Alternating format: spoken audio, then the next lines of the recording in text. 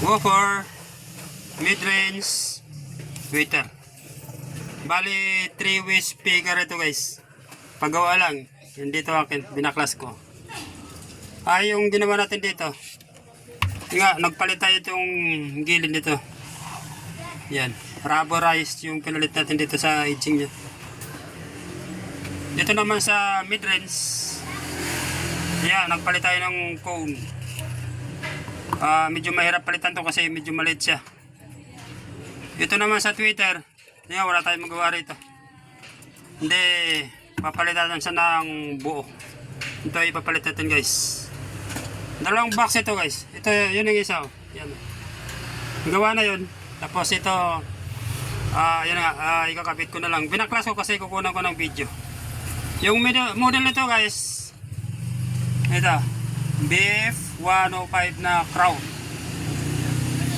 Ngayon guys, sagutin natin yung mga nagtatanong sa atin sa ating mga comment section. Bakit ba wala itong capacitor, itong tweeter at saka mid-range? Dahil sabi dapat meron yan.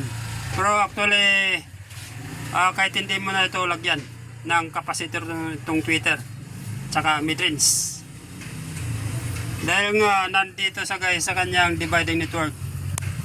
Ito guys sa kanyang mid-range, ito yung sa kanyang tweeter. Ito yung capacitor sa mid-range, ito yung sa tweeter. Ito naman yung sa woofer guys. Ito.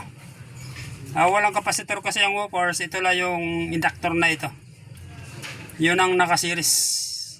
Bali yung negative side dito guys ng speaker, din ang negative side ng mid-range, negative side ng tweeter. Naka-connect yan guys sa negative. Ito, negative side na papunta sa ating amplifier. Bali, naka-connect sila lahat. Yung positive side na nanggagaling sa ating amplifier, yung may naka-series kasi na inductor, papasok sa ating woofer speaker. Yan may naka-connection na ito guys, yan na inductor. Ngayon yung kanyang mid-range, yung may naka-series lang siya na capacitor. Yung nakalagay dito 3.3 250 volts. Yung sa kanyang tweeter guys, ito may nakasulat naman madali siya ikabit.